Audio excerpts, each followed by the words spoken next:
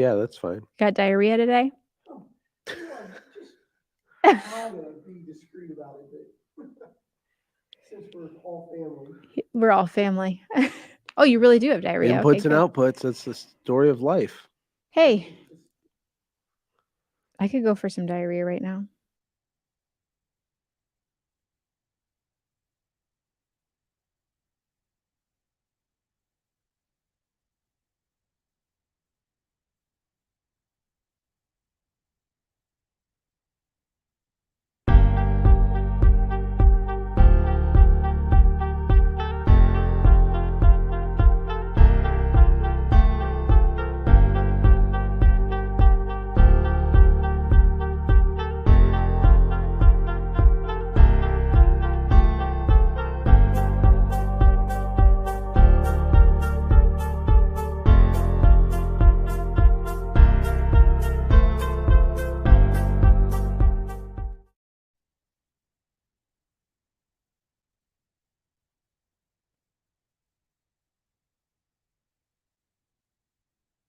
Hey, if you're a small business owner that has a family that loves God and your family, and you want to build wealth and have a family legacy and all the things, you're our people and we're your people. I'm hanging out with Ashlee, my high school sweetheart and wife of 20 years. Ashlee, how you doing over there? I'm doing so lovely. I am wearing some sassy pants today, so I'm ready to get started. Yeah. Yeah. So people are wondering why we're talking about gun violence and cow farts and all these things. And partially it's just to have a really great title, but it's partially also part of our notes because of the crazy things happening in the world. The world's broken. Have you noticed that? Have you literally noticed that? The world is freaking broken. I was talking this week in one of our coaching groups about pre-frames and reframes and deframes and I don't know, D-frames. how important is pre-framing like as a tactic in our world? And maybe I'll just explain what it is briefly for people that don't know, right?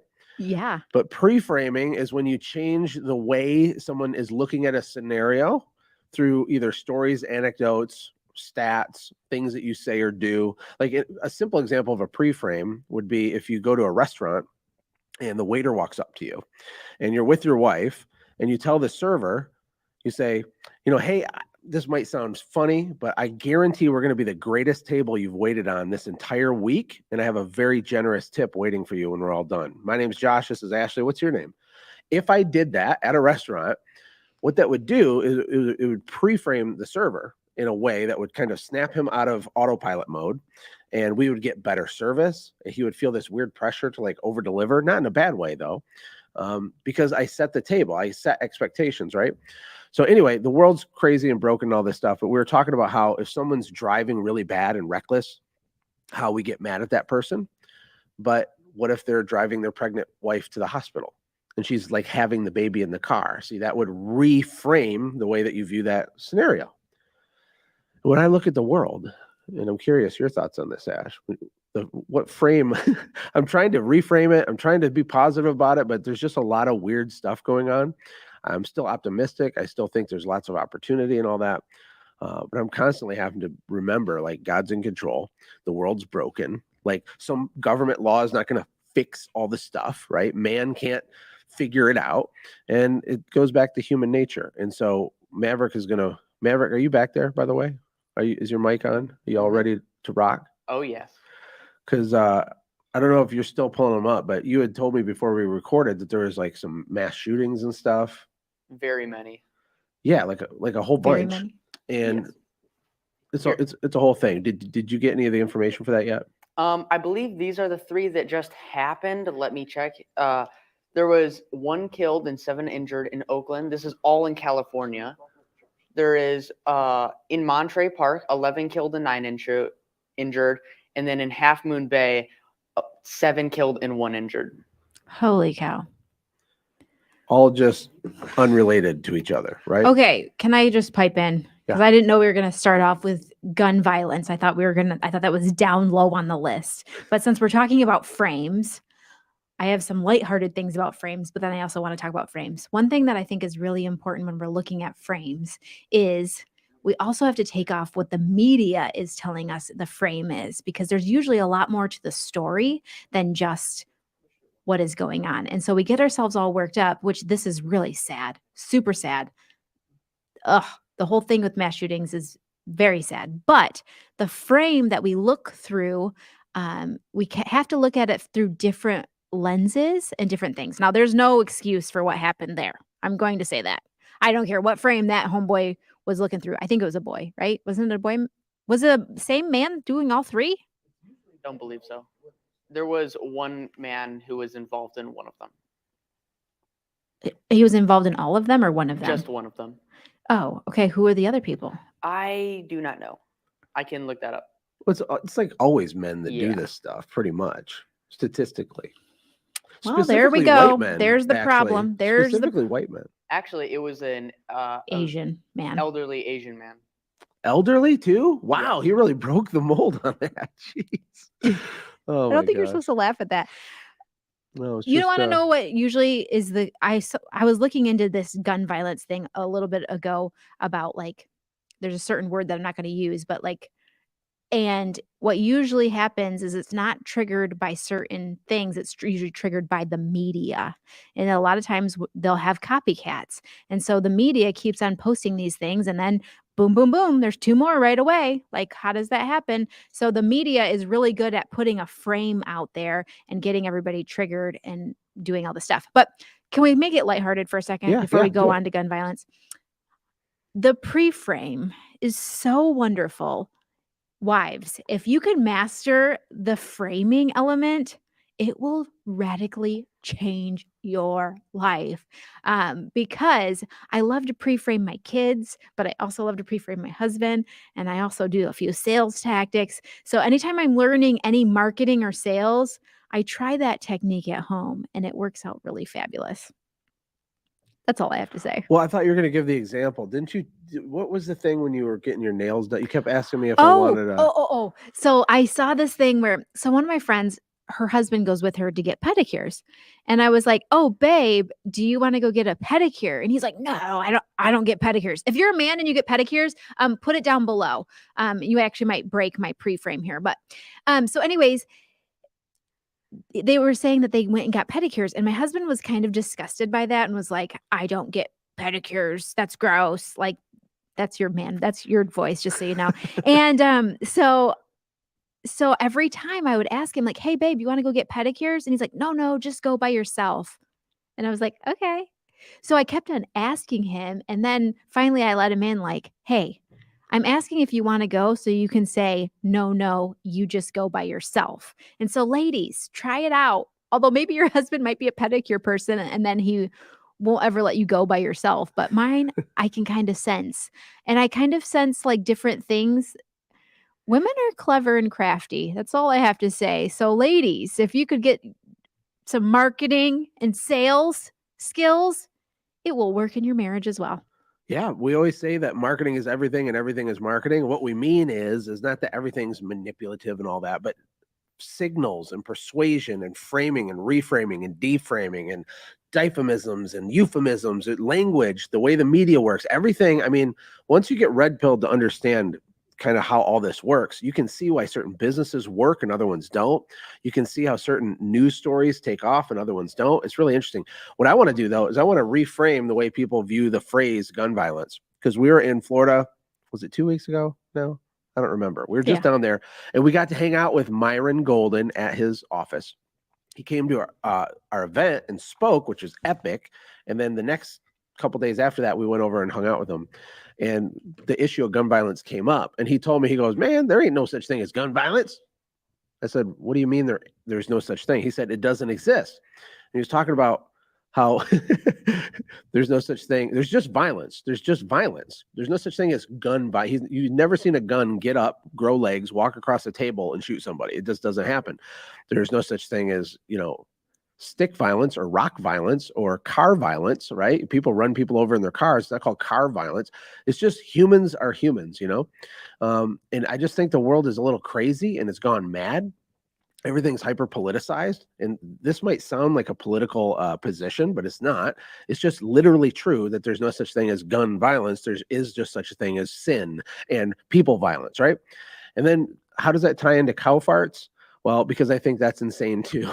And it's funny, but states like California, they want to tax farmers and do all this crazy stuff because cows fart and it causes global warming.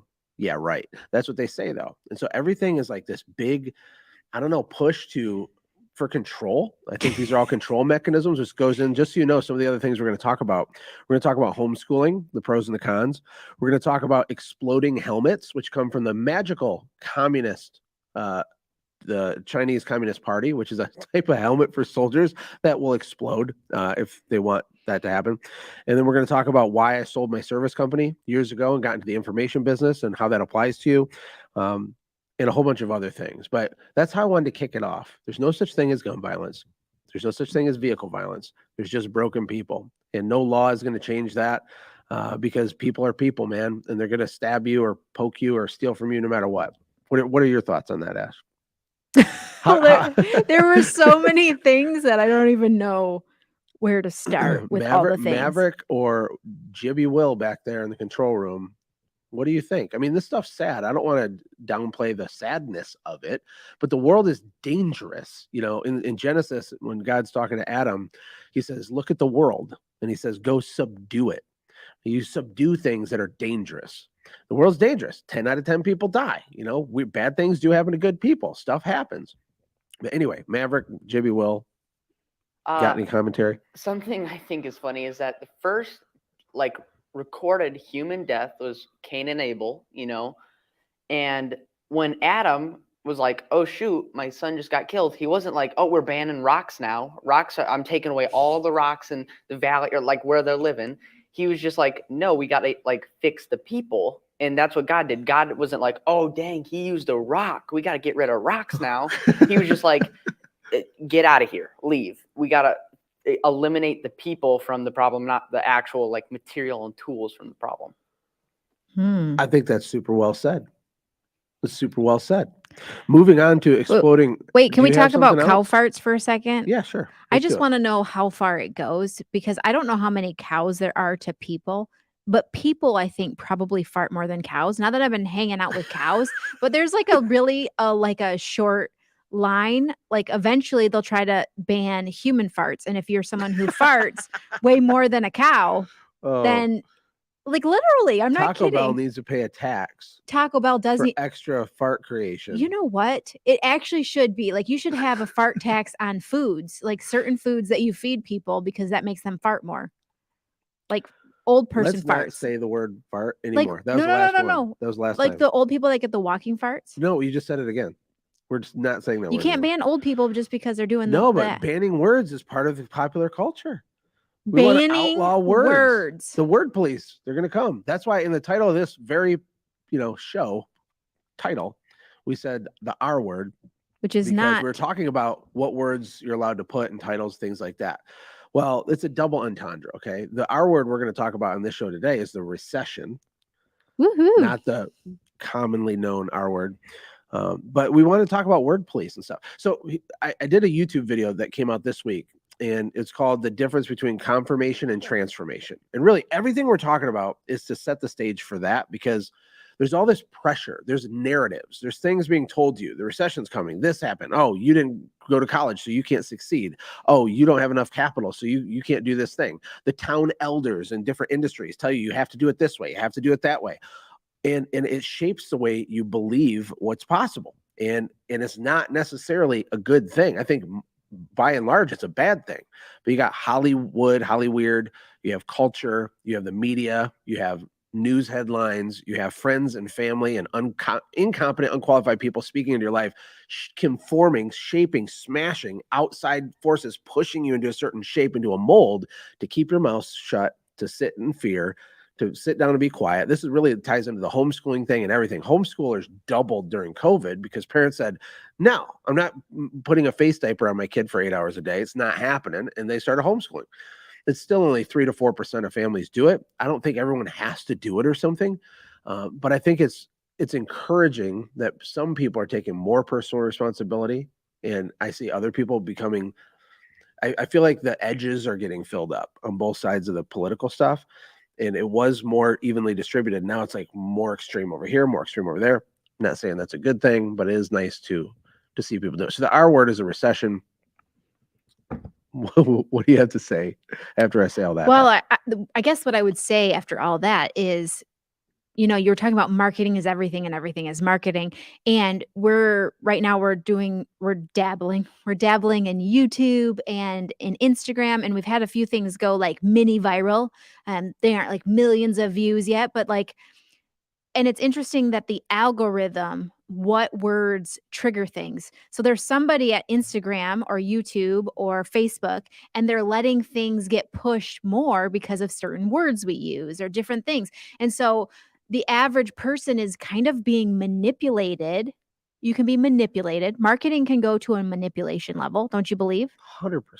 And so there's some things that you have to like take a step back and say, what frame am I looking through this? Does everybody believe this? Like, I'll give you an example. Like, so a fun example is that recently I had an Instagram reel. It went to like 60,000 views at first. And then I got some haters, like a new whole breed of people came out. And I was like, oh, that's going to boost the algorithm. And it boosted the algorithm. And it got shown to those kind of Haters people. are your elevators. And like social media knows who they're sending these things out to. And they know like once somebody comments on it, then it gets triggered. And then my husband commented back as me and was like, who hurt you? And then they're like, me, like I hurt them. And so now it's like at 80 something thousand views. Like, and it will probably hit 100,000 today because we'll get another hater who will comment something. Then that will trigger it to other people. The moral of the story is what exactly? The moral of the story is when you start to get yourself really worked up, when you see the things in the world and you have to realize, what frame am I looking through? Do I really believe this in my soul?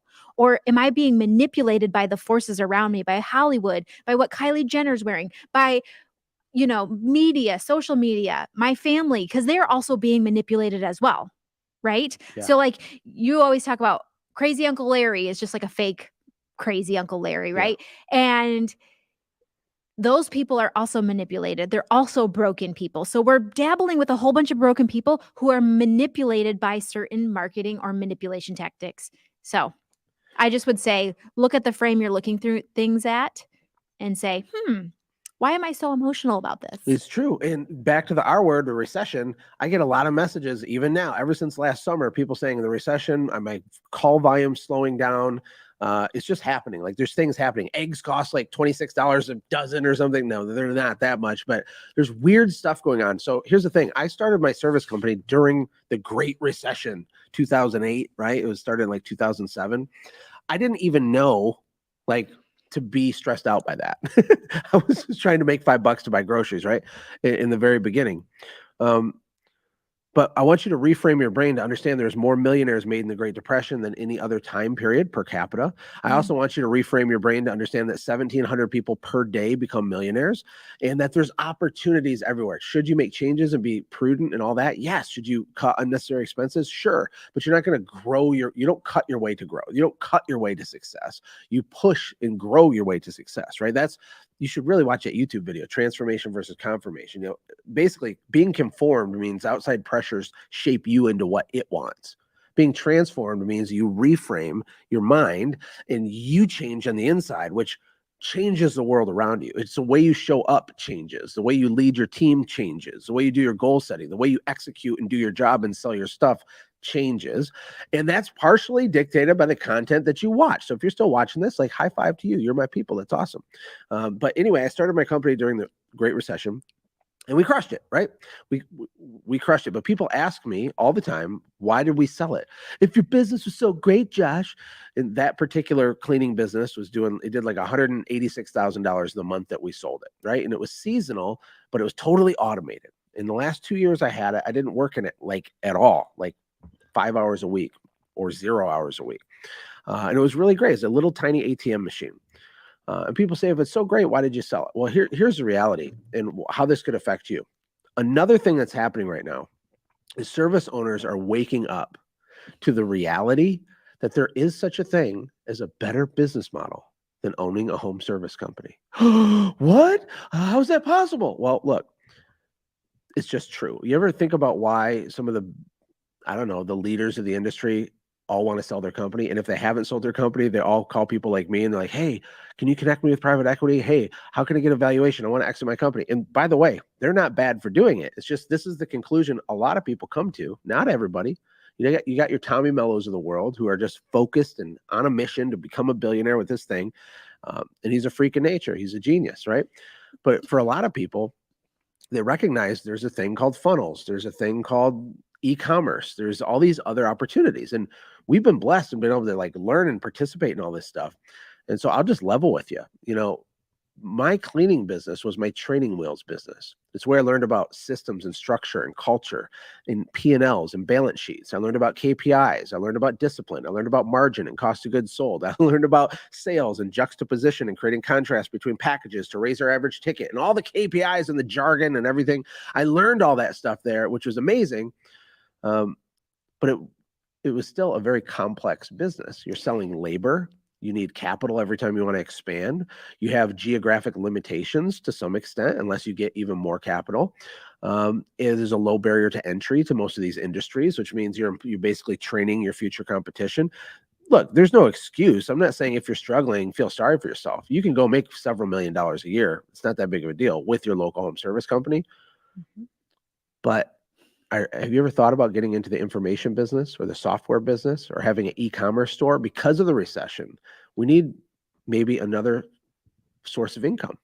I don't want you to get distracted. I want you to like focus on hammering the nail into the board. But I think it'd be a good idea and is a good idea for a lot of people to start learning more about how to monetize their own expertise. You know, we've made a fortune helping people go faster with their service business. We just have. We've made a lot of money with software. We've made a lot of money through live events. And maybe you have a book inside of you. Maybe you want to speak. And if you understand funnels and marketing and psychology, these are ways you can replace your income from your service company in like 1/10 of the time if you understand how to do it. And I just wanted to share that because I get that question a lot. Ooh, that was so good. You talked about we've had a service company, a software company, a coaching company, e-com, an info product company. We've done live events. Which one do you think is the hardest? The hardest? Well, choose your heart, I guess. Choose your heart. I mean, they're all difficult in different ways, but I think a better question would be which one gives you the most leverage? Right? So yeah. You can succeed at all of those things, but software gives you a lot of leverage, but it's really hard. It's expensive to build it. That was probably the hardest business, to be honest. Yeah. But I also haven't worked in it day to day in 3 years. And we Thank have a CEO you, Daniel that does Dixon. millions of dollars, and I'm just on the board. And so we made it through. And so now we're experiencing the leverage of that type of business. But the service business has the most complexity with the least upside compared to those other things. Gotcha. And I'm like interviewing you now. Do you want to go for an interview here? One thing I was going to ask is, do you think a lot of people think that the e-com business or the info product business is all done? What do you think the number of people that could still go? I mean, do you think there's enough room in the market for more info businesses and for e-com businesses? Because some people are like, oh, it's already done. The funny thing about believing that is that not only are you wrong, but you're like really wrong. Like you're super wrong. In fact, you could argue that we didn't even start yet. Like the e-commerce as a thing, like if you want to sell products on the internet, it's early still. It's infant. It's an embryo, right? The information business is only now starting to mature, right? So it's $1 trillion industry. You look at all the universities, the big money people spend to go to college and get degrees or get certifications and trade and blah, blah, blah. And we have friends like our accountant, his wife, they had a cookie funnel, right? So shout out to the Anderson family. Helps you decorate cookies better. They did over 7 figures their first year selling a course on how to decorate cookies better, which is amazing, right? We have other people like the wallet that I have here. Shout out to Josh Stevens and King's Loot. It's an incredible wallet. Like I literally love this wallet. God told him to design and sell a wallet. I don't know if he had a business before. No, he didn't. He was in Bible college at Charis Bible College. So he took a piece of paper, cut it out, taped it together, made a little prototype. I'm not saying it was easy. I mean, it was hard. He had to find manufacturers and sourcing and he did it. And they've done like $10+ million in sales. I think he's going to do 20 million this year. And it's like their 3rd or 4th year. It's amazing. Second year, they were doing like 8 figures. The point is that these businesses are early. I don't know the percentage of total, sales of stuff that's done online versus retail, but it's like 10% or something. I think we looked it up one of the other shows. Wasn't it like 10 or 11%? It's small. And then on the education side, what's happening is information is being decentralized. Okay, this is the trend. This is the opportunity for you. Listen to this. Check this out. Decentralization is a trend. Okay, meaning the biggest taxi company doesn't own taxis. It's Uber. It's a decentralized taxi service. Okay, Airbnb is like decentralized hotels, sort of. You have Amazon is like decentralized retail, right? Because you can post your own stuff and they'll fulfill it and you get to get rich. We have tons of friends that make lots of money on Amazon. So decentralization, then you have cryptocurrency as decentralized currency. And there's more examples, but online courses is an example of decentralized college. And there used to be this one gate that you have to walk through to get the little magical piece of paper to somehow have a career. All that's gone. That's dead. It's still very, very early though, because think of AI, for example. Like you could create a whole course on even for service companies on like the exact prompts to use to build your email sequences using Chat GPT and sell that and make an extra $25,000 like this winter. Like that could have already happened if you were red pilled and awake to this type of thing. So the opportunities are literally endless. It's insane. Even our kids are teenagers. They're finishing a course right now called Epic Life Skills, and they're going to sell it to parents for their kids on the internet. And it's going to be amazing. And it helps keep kids motivated. And it helps build confidence and create accountability. And it does all these epic things. And people will happily give a few dollars in their pocket in exchange for that result, right? So I don't know. I don't want to ramble. I don't think you're rambling. Getting excited about it. I also think that there are some people think, oh, I had a service business, so now I'm going to be great at the software businesses. There are little nuances that you have to learn that are a little bit different, right?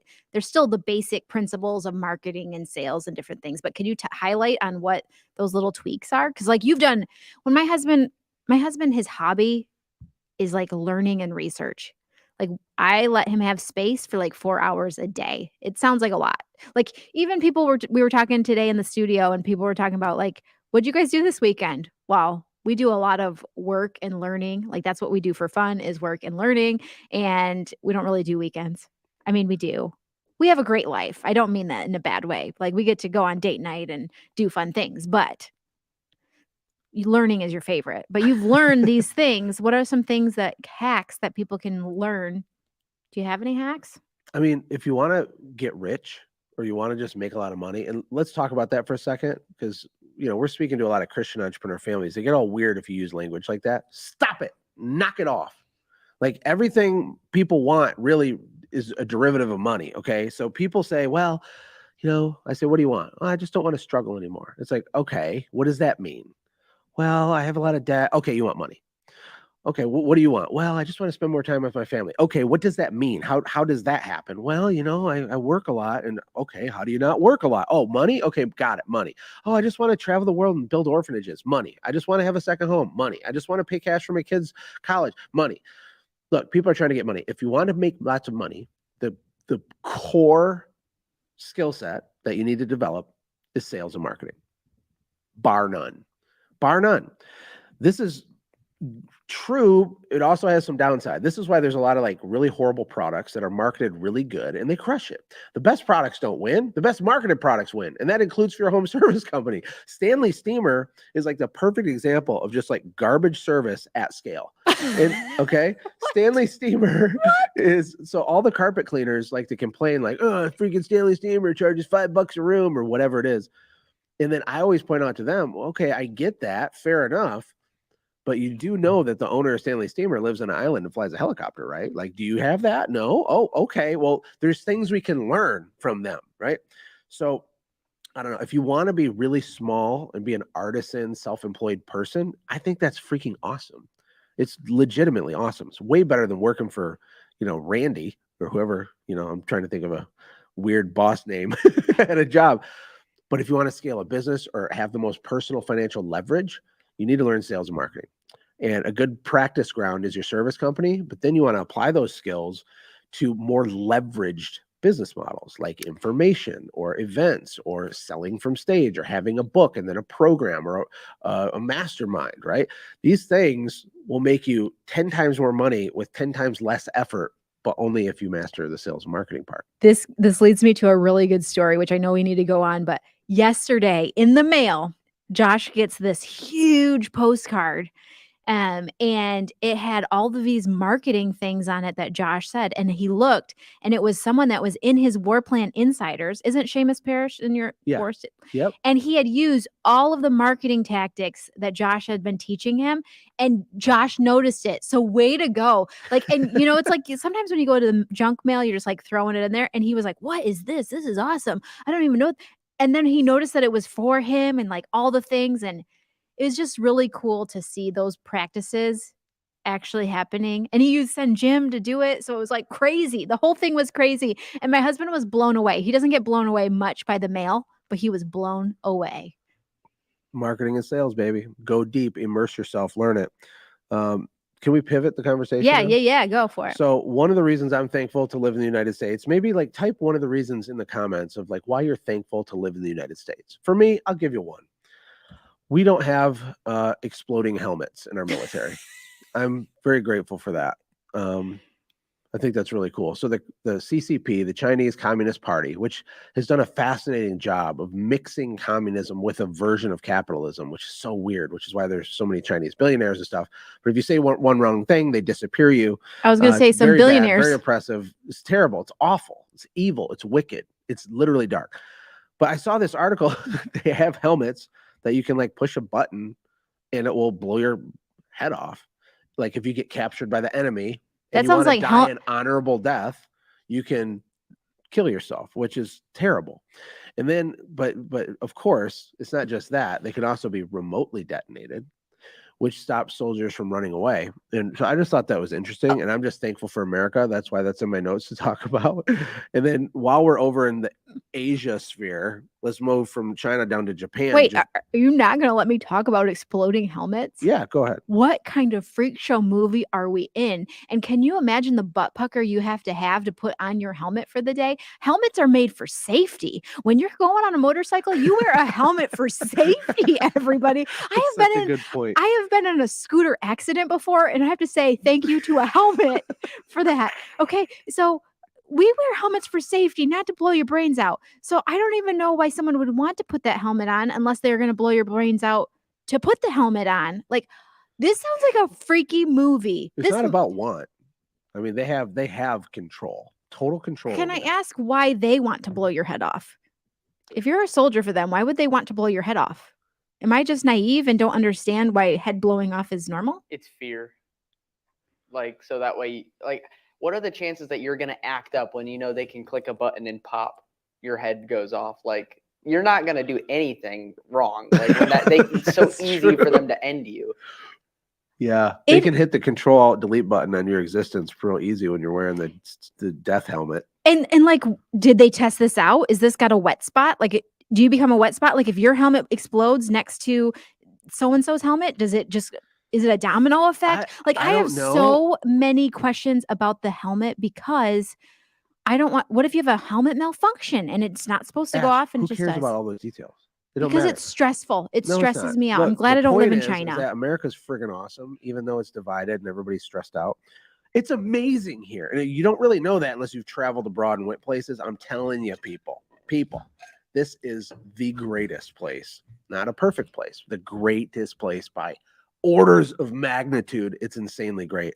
And I want to keep it that way. And one of the threats to really our future with business entrepreneurship has to do with the population rate. If you ask Elon Musk what his greatest fear is for the world, he talks about not hitting the replacement rate with the birth rate. And I think I never really even heard someone talk about that until I heard him say that. I looked into it a little bit, and it's a huge, threatening thing. And so then I saw this article. Actually, no, I saw a YouTube video of Patrick Bet-David. No, it was actually a YouTube video of Tim Pool. Okay, Tim Pool. That's what I just want to give credit. Talking about how Japan only had like 800,000 or 900,000 babies last year. I think their population was like 60 million. And what a crisis level thing this is. And this is starting to happen here too. And this goes into homeschool, Ashlee, which I want to talk about. It's a culture thing. So people don't want to have kids now. They're not getting married now. The nuclear family has been under attack for like decades, and it's fallen apart. I mean, it's fallen. The family has fallen.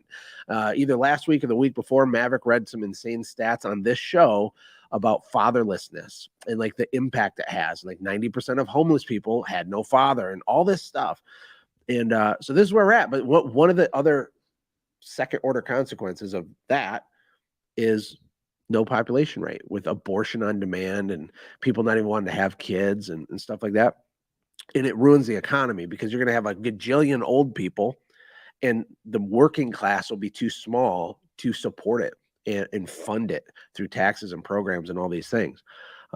So it's weird. It's not good. I mean, I guess the solution is to get married, be committed, have lots of kids, and teach them how to be producers, not just consumers. Like that's the only way that fixes it. And if you already are a family doing that, oh my gosh, are you giving your kids an unfair advantage? Like the labor force is not that competitive when half of the youth are running around doing like Walmart pranks with their 83 YouTube subscribers, and your kids like writing code or something, you know? That's a big topic, but what are you thinking as I say that? Yeah, well, there's a lot of things that I'm thinking. I'm just thinking like, I mean, what are some of these people that are trying to become these YouTube stars? And they're like, I could put 35 marshmallows in my mouth at the same time. Like, you can't write that on a resume, but also there's people hiring everywhere. So, but the thing that I'm thinking of is you were talking about Japan, right? Don't you have it on your list about Japan's birth rates? But I also just pulled up China's birth rates because I also saw that China, they're not replacing theirs. And then they had the one child law. I mean, I don't know everything about this, so I'm not like a Chinese scholar in this area, but they're saying they're having 6.7 births for every 1,000 people. That is very, very low. I don't really know what the normal number would be to compare that to. That sounds low, but they've what's lost our baseline? Well, the population fell by 850,000 people. 850,000 people it So dropped someone down. actually on Facebook, Johnny Kimmel, said, "What do you think about the conspiracy of depopulation? This is what bothers me on a daily basis." I don't know exactly what you mean, but I will tell you this. It's not a freaking conspiracy.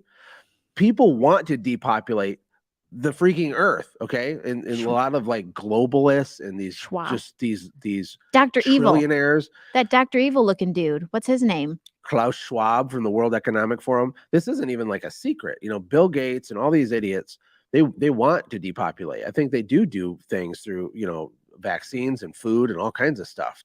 There is a real agenda. I personally don't think it's conspiracy theory because they're very open about it for the most part. Now, how they do it, of course, they're not going to admit how they do it. And then you have like the Georgia Guidestones, which got blown up last year. Do you remember that? Yeah, there you got Do I like go down a conspiracy? It's not a conspiracy because it's a real thing, but it got struck by lightning or something. But, you know, one of the goals on the Georgia Guidestones was to reduce the population of the earth down to like 500 million people.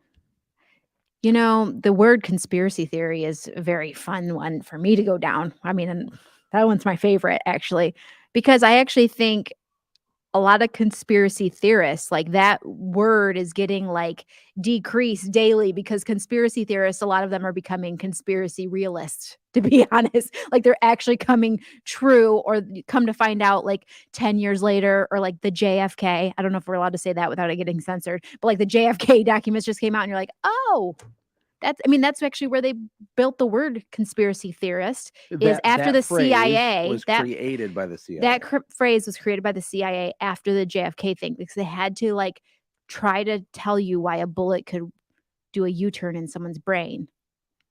Look it up. Yeah, I don't know a lot about the JFK one. I do. Conspiracy theorists, what I do for fun. That phrase is weaponized language. It's genius marketing is what it is, to be honest. It's genius. And it's a label that you can toss out that has all this weight of "you're an idiot" attached to it without defending anything or without like actually asking questions or digging into anything.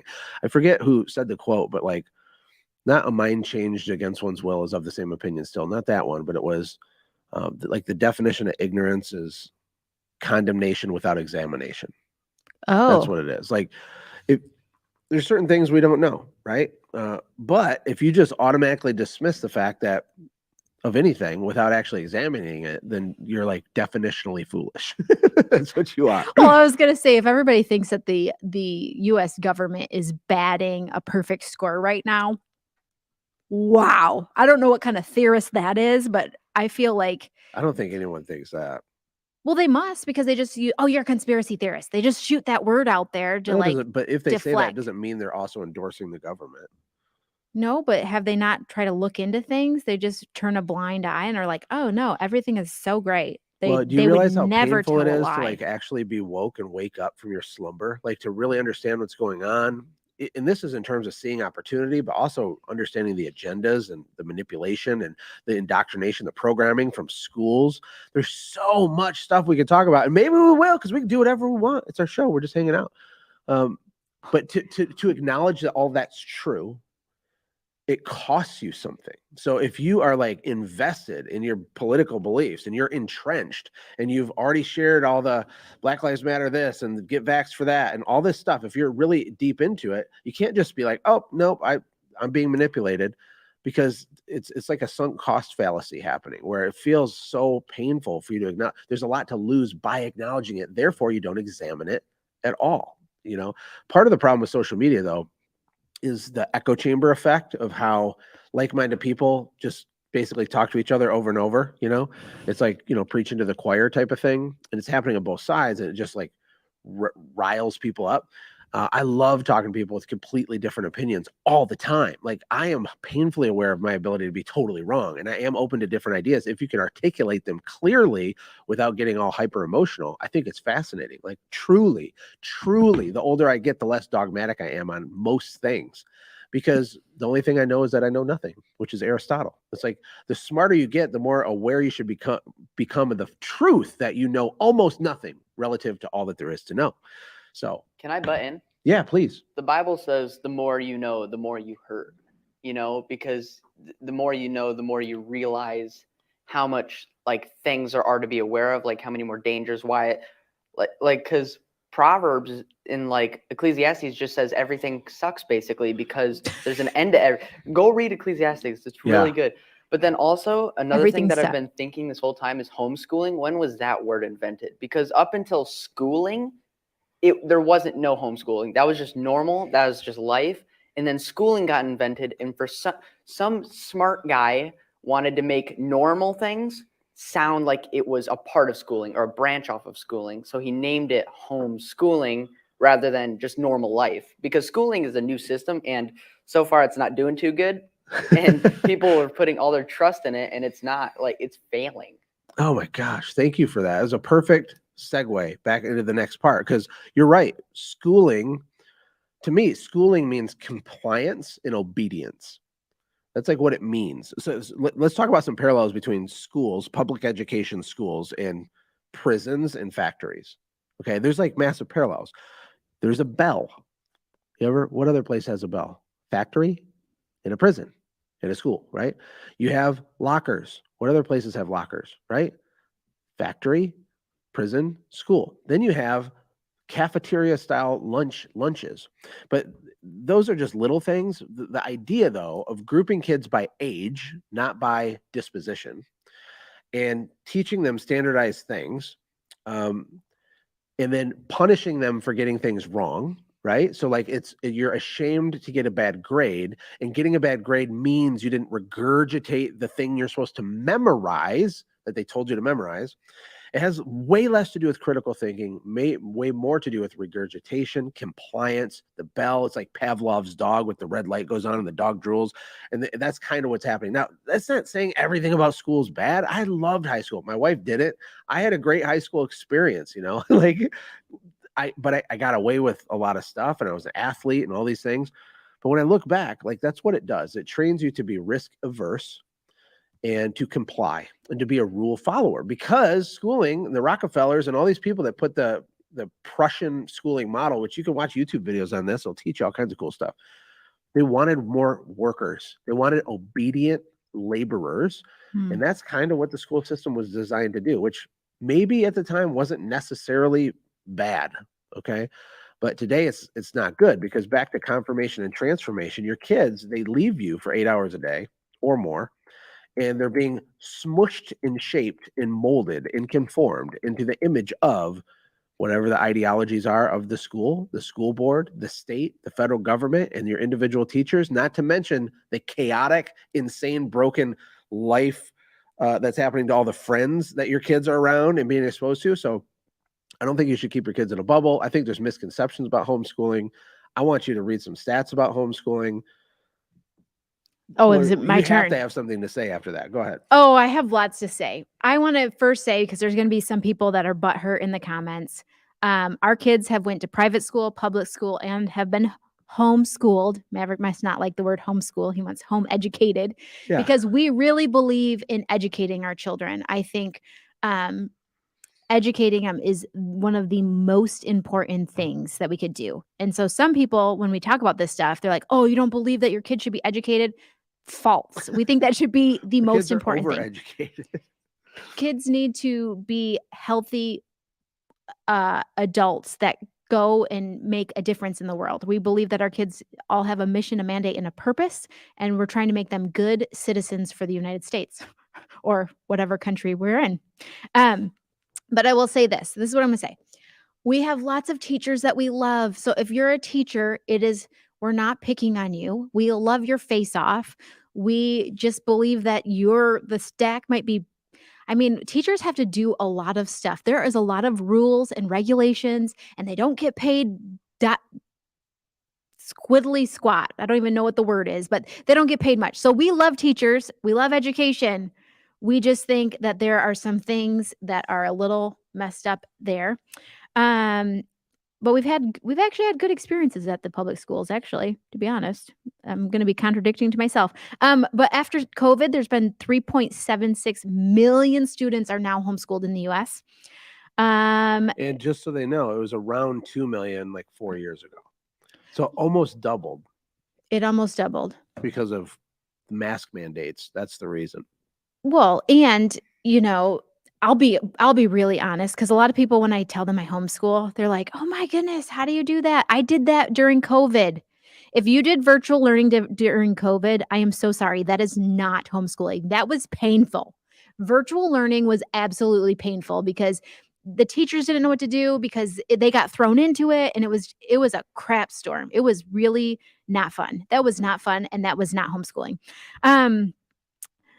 1 out of 3 homeschooling parents has a yearly income of more than 100,000. Now, some people, that's like one of the cons, is that you have to be able to have a parent home. Although there's some, I have to say about homeschooling, I'm not even going to read my stats right now. I'm going to just go off on it. Okay. Homeschooling can really be flexible. What Maverick was talking about is when people take school and they try to make it in home. They're trying to do 8 hours. You do this, then you do this. You have different hours. Sometimes that doesn't work. So families that have to work, sometimes they do homeschooling. I know families that do homeschooling at night, or they do co-ops, or like Jamie Cross. But it takes like an hour or two a day. Yeah, it takes a few hours. To do like tons of stuff because schools are inefficient. You have a teacher trying to be a professional cat herder of 30 kids from 80% of them from broken homes or something. There's some addiction. There's just crisis level stuff. You're trying to teach them stuff. It's not the same as teaching one kid something, right? Not even close. Well, also we have our kids help each other. And, the real truth is that, especially as an entrepreneur, there's education everywhere. So what my kids do for fun is they listen to podcasts and read books, and they do deep dives. And Maverick's right back here right now being educated. He's running the Switcher. He's 15 years old. He has his own thoughts and opinions that we did not talk about before recording this. And he's here for it, right? And he's doing stuff. He's getting paid. He has a business. He has his own Stripe account. He's cool. He's doing stuff. That education is infinitely more useful and valuable than traditional public school education. It just is, especially because the economy is so freaking different. Most of the jobs schools preparing kids to get ready for won't even exist by the time they're there to take them. Like truly, it won't. I think college can be used strategically as a tool. It's up to you. Like if you want to go into a profession or a trade that requires that, then you do it, right? But public school K through 12 stuff, it's so obsolete to me in my brain. I know not everyone can do it. I know not everyone can homeschool. Maybe everyone shouldn't homeschool. My heart breaks for people whose kids are they're basically going away for 8 hours a day to be lied to and indoctrinated and ill prepared for the world that they're going to have to survive in financially. And they're going to get smacked upside the head. A lot of people, most people, it's going to be very, very painful for them. I agree. I also don't think that every parent should homeschool. I really do not think every parent should homeschool. Like Jamie Cross, she hires a teacher to come in and homeschool all of her children. She has quite a few children. I don't know, just getting some feedback inside the studio. Well, I but think Maverick has something to say. oh, okay, go Mav. I was just going to say that they actually teach you to despise learning because you feel like it's forced. While in our home, like we've been taught that like wisdom is like fun and it's like worth it rather than it's something that we have to do. Because when kids get home after school, what's the first thing that they do? They hop on video games. They talk to their friends. They don't like drive for knowledge. What happens with us is we get done with our like homeschool learning. And then do you know what I do? I either get to editing and working or I play chess, which that's my form of video games. I'm addicted to chess right now. But that's like, it's fun for me, but also it's like using my brain and learning rather than despising learning and then just going to like, do you understand what I'm saying? Yeah, 100%, man. It's so important because that's actually a frame too. Like you have been correctly pre-framed to pursue knowledge and to seek wisdom and to enjoy learning. That's because that's how you were raised and indoctrinated to that belief, right? But when you're surrounded by 30 other kids and everybody's complaining about this, that, and the other thing, and you want to explore and learn this, and they say no, or you're an introvert and you get ostracized because you don't talk, you don't do good to your speech in front of the class, like everything's so broken with that because there's nothing really tailored or customized based on the kid's talents, personality traits, level of development. Even in the 1800s, before like regular school, it made tons of sense because you'd have like the country school with all ages together. The young kids get to learn how to talk to the older kids learn how to communicate clearly to younger kids and get down in their level. There's all this other peripheral education that happens that's totally transferable in real life versus what it kind of like is right now. And then I guess the arguments against it though aren't your kids going to be weirdos? Aren't they never going to talk to people? They don't get to, as if they sit in a cave and never meet humans. Okay. I guess that could happen. I was defending the experience. public schools a minute ago. Now I'm going to defend homeschoolers. I don't know if I'm allowed to do that. I'm allowed to do whatever I want, whatever. My kids are very, very social because they do life with me. They grow groceries to the grocery store with me, the post office. They come here in the studio. We do co-op stuff. Like our kids are probably more social. Like when we go out of town and go to events, our kids go with us and we do homeschooling on the road, but we also are talking to adults, talking to other kids. So we try to be, I think we're actually super social, and we have some introvert kids. And one of our introvert kids, I think, is probably feels too social sometimes because we are so social. So I think that's just a myth. And to say that your kid is going to be weird because they're homeschooled, have you never met a high schooler or a middle schooler? I used to do youth ministry. Being a weird kid has nothing to do what school you go to. I've met weird kids that are private schooled, public school, and homeschooled. If your kid's weird, it's probably because you're weird. Yeah, Or maybe they're just weird, and that's okay. And they should start a movement. Weirdos And Unite. in this culture, I kind of want my kid to be a little weird because the average kitty litter kind of school, I'm not like for that. So I don't know if I want my kids to fit in to what is happening in the schools. And look at all the drugs and suicide and all the different rates that there are that are coming after kids through social media, through video games, through all these things. It's a very complicated subject, honestly. Let's pivot here as we get ready to end the show here, but it's very complicated. On the one hand, because there's also parents on Facebook are like, "Oh, when is school starting? Thank God," because Been there, you done want that. to just send them to get them out of the house, right? That's not good, but I understand it. But that's part of the problem. We need two incomes. People don't have money making skills, so you need two incomes to live a normal life. You didn't need that in 1950s. But there's also consumerism and wastefulness and decadence, and we view kids as inconveniences. There's lots of reasons for this. So schools do play an important part societally, a very important part. A lot of kids would never get a meal if it wasn't for a school. A lot of kids would never have a mentor if it wasn't for their teacher. So all of that's true. I acknowledge all of that. But if you're an entrepreneur family, at a minimum, we have to have some structured, strategic, other types of education happening and getting into your kids' brains, right? Things like what the Kid War Plan talk about, and entrepreneurship, starting businesses, and persuasion, and learning how to communicate and talk and give speeches and all that stuff. What? I'm just going to say one last thing. If there's somebody that's like really feeling like, oh my goodness, but my kid goes to public school, are they going to be okay? I remember when I cried when Tucker went to kindergarten. I cried and I told my boss and my mentor at the time, I said, did I just send my sweet baby sheep to the wolves? And he said, she was like, no, you sent a lion to the wolves. And so if you're trying to raise your kid to be godly and you feel like your kid is going into the school system to shine the light bright, way to go, you. Because there's also definitely a ministry in that as well, as sending lions into schools and public schools, private schools, and just raising lions also in your home. So no matter what you choose, just raise your kid to be a lion. It's freaking awesome. Let's do a little slow clap there for that. That was good. That was inspirational. So we got a little off track, but my notes, the last couple things we were going to talk about was how I got exposed to window cleaning in the first place. So I said that my cleaning business was my training wheels business, and I never would have even been exposed to it as a thing, right? And I always joke too that everything I have is because I decided to buy a squeegee 20 years ago. So I bought a squeegee 20 years ago. Tons of stuff happened. We built that, went bankrupt. I mean, we've had pain and suffering financially, ups and downs, all the stuff. Built a nice business, sold it, moved to Costa Rica, launched a podcast that got 1 million downloads, launched a software company that almost bankrupted us again, but somehow we turned it around through the help of partners and all kinds of stuff. And then we launched, Automate, Grow, Sell and the Conquer program and scaled that and all that. And we're exited out of that now. But we've done all this stuff all because of a squeegee. In the origin story, I was telling Ashlee this morning, this guy, Frank, he had a window cleaning business in Fenton, Michigan. I don't think it exists anymore, as far as I know. And I saw an ad. I was a pizza delivery driver, right? And I saw this ad, and I went and I got hired.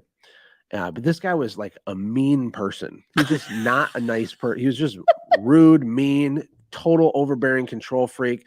And we started work at 5 a.m. 5 a.m. Okay. Which was like, oh my gosh, I have to do adult responsible stuff. Oh, painful. So I worked for him for about 4 months. Then I started my own company. Okay. Which is part of the problem with this business model, right? But he was sitting in his car at 4:58, 4:59 in the morning at the end of the driveway. I was supposed to get there, before 5 a.m. to get in his car with him and a couple other guys. And we'd go drive all over Detroit and everywhere cleaning commercial windows. And I was late. I technically kind of wasn't late. I had my blinker to turn into his driveway at 4:59. He was there at 4:59, but I couldn't turn into his driveway because he was blocking it. As soon as it turned 5, he just pulled out and left, seeing me. We're looking at each other, and he left. And then I had to drive my own car that whole day and follow him around all Detroit. And he was teaching me a lesson, right, about being responsible and getting there early. And I'm conflicted because on the one hand, it's like such an a-hole move. But on the other hand, it's like, hey, get there on time, right? But then we were talking about how what does our life even look like if I don't meet Frank? Frank took a liking to me. He bought a yacht, actually in Austin, Texas. This was all in Michigan, but he bought this $180,000 boat. This is a long time ago in Texas. And I remember he flew me down to help prep it. And my brain broke from the possibility and the opportunity and how much money he was making. And could I do it? And how would it work? And how would I sell an account? And everything we have today really stems from that one weird guy who I think his business fell apart years later. I don't know. I just think that's interesting. What do you think about that, Ash? I just have to say thank you, Frank. I remember you called me from Austin, Texas, and you're like, babe, I think we could do the same thing and not be in a hole. I just censored myself because he was such a difficult person. And I remember he had a high turnover rate of people. Oh, yeah. Because, not everybody can take that.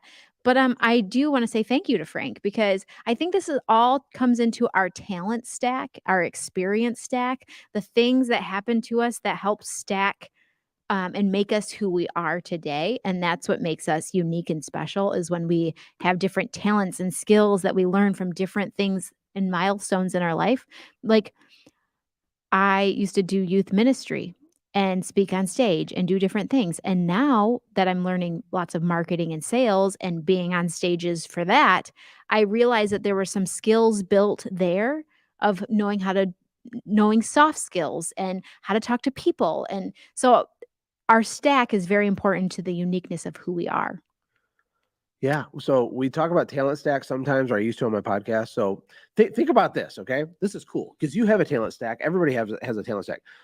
You might be really good at certain things and really bad at other things. In fact, it's not that you might, you definitely are. I think even people that are super good in one category of life are like really bad in another category, like God had to take it from somewhere. So if you're super artistic, you're like weird and eccentric, right? Like Albert Einstein can never remember where he parked his car, for example. Like he couldn't do basic things. That's me. I remember the must be the valedictorian Einstein. of our high school class got voted like class flake or something. Do you remember that? Yeah. Because he was absent-minded, but also brilliant. He's like a heart surgeon or something, a trauma surgeon now.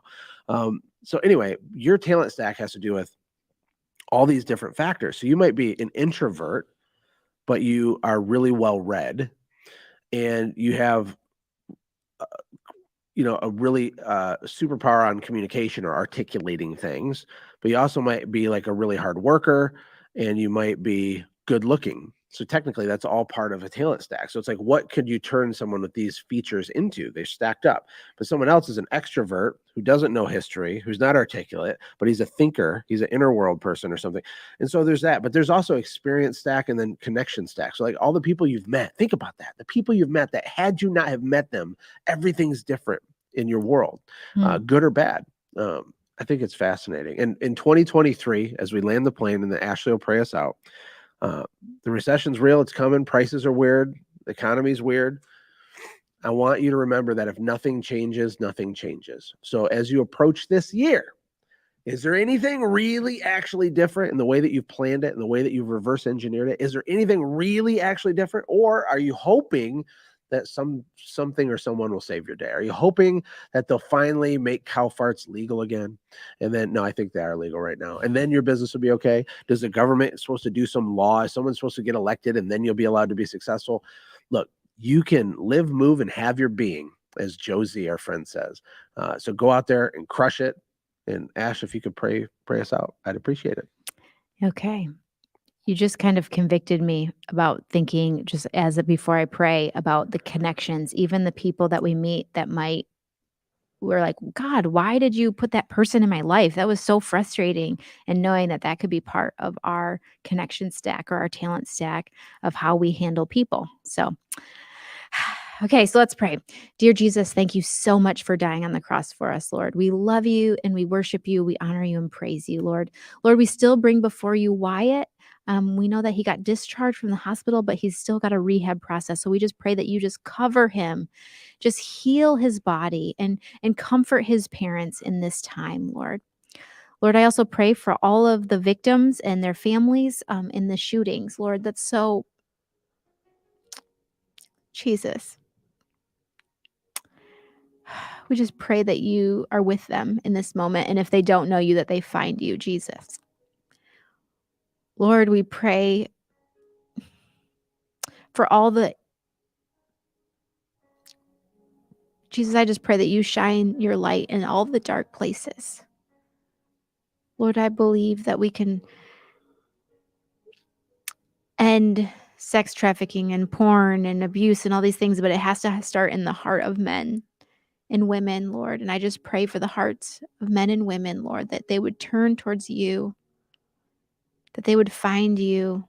Lord, we know that the world is broken, and we just pray that we know that you will heal those wounds and those broken people, Lord. Lord, I just pray for the Christians and the entrepreneurial Christians to rise up, to be lions in this season, to love people well and to shine you bright, Lord. We pray that you pour out favor and blessing on all of their businesses and their families in the entire world, Lord. In Jesus' name. And all God's people said, And all God's amen. people said, amen. Hey, we'll see you next week, Tuesday, 11 o'clock Central. Peace out. Bye-bye.